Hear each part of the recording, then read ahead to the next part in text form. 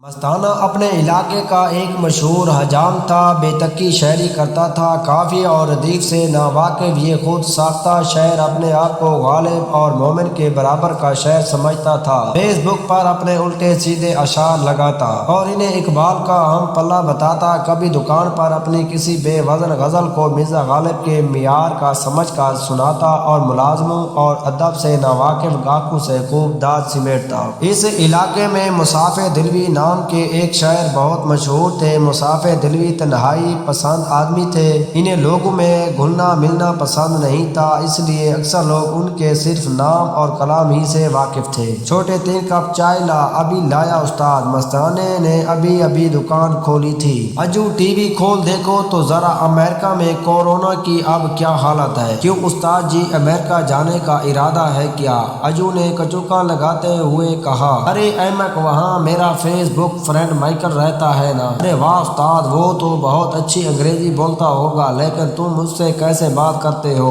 چل دکان میں جھاڑو لگا، بہت بولنا آ گیا ہے۔ کام کے وقت ہاتھ نہیں چلتا اور زبان۔ دراصل مستانے کو بال کاٹنے کے ساتھ ساتھ بے پرکی اڑانے کی عادت تھی۔ گاہکوں کی آمد شروع ہو گئی۔ ایک گاہک کے بال بناتے ہوئے مستانے نے کہا، ارے صاحب، یہ کرونا ورونا کچھ نہیں ہے، جس کو ہونا ہے ہو جائے گا، جس کو نہیں ہونا تو نہیں ہوگا۔ بلا وجہ لوگ اتنی احتیاط کر رہے ہیں کیوں؟ غلط کہا میں نے؟ وہ اپنی بات کو وزن دار بنانے کے لیے اکثر جملے کے آخر میں یہی کہہ دیا کرتا۔ گاہک نے کوئی جواب نہیں دیا۔ مستانہ بھلا کیسے چپ رہتا؟ ٹی وی پر کوئی سیاسی خبر آئی تو مستانہ رہ نہ سکا، کہنے لگا، میں ہر معاملے سے واقف ہوں، یہ جو ابھی خبر آئی ہے مجھے سب پتہ ہے محترم، یہ سب بیان بازی ہے، بس کہتے کچھ ہیں ہوتا کچھ ہے۔ جناب، جس سیٹ پر آپ بیٹھے ہیں بڑے بڑے سیاست دان، وکیل، پروفیسر، ڈاکٹر، انجینئر اور شاعر یہاں بیٹھ چکے ہیں۔ شاعری تو اپنی جان ہے۔ گاہک نے پہلی بار زبان کھولی، اچھا تو آپ شاعری سے بھی دلچسپی رکھتے ہیں؟ ارے یہ کیا کہہ دیا جناب، دلچسپی لگتا ہے، آپ نے میری شاعری سنی نہیں؟ ایک پختہ کار شاعر ہوں میں، اور آپ پوچھ رہے ہیں کہ؟ مستانے نے اکڑتے ہوئے مزید کہا، چلے میں آپ کو اپنا شعر سناتا ہوں۔ ہم ہیں مستانہ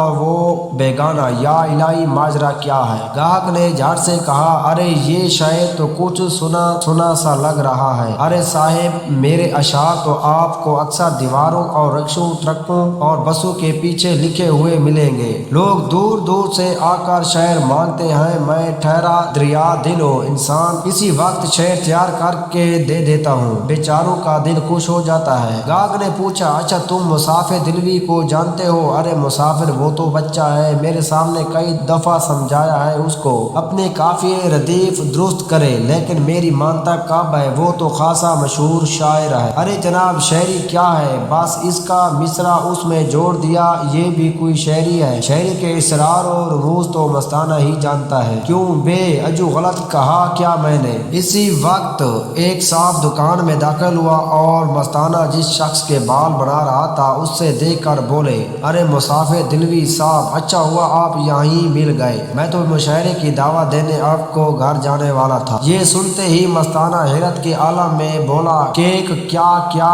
کہا؟ یہ مستانہ دلوی؟ دوسرے ہی لمحے گاہک اجو اور مصافِ دلوی کی کہکوں سے دکان گونج اٹھی۔